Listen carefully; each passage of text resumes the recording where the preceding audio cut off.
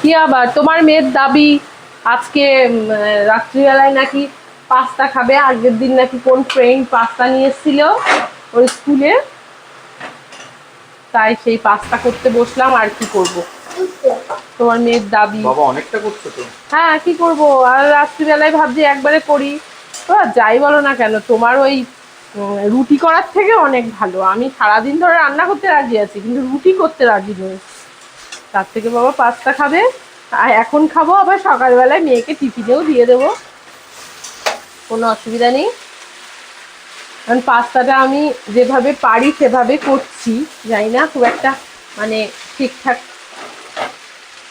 হচ্ছে কি না সেটা জানি না। মেয়ে কোন ফ্রেন্ডদের কাছ থেকে খেয়ে এসেছে স্কুলে, খুব টেস্টি, মা খুব টেস্টি করে করবা। একটু ডিমও দেবো, এর মধ্যে অনেক কিছু দিয়েছি, ক্যাপসিকাম দিয়েছি, টমেটো দিয়েছি, অনিয়ন দিয়েছি, পটেটো দিয়েছি, ভাবছি একটু এগটিও দেবো, পটেটোও দিয়েছি।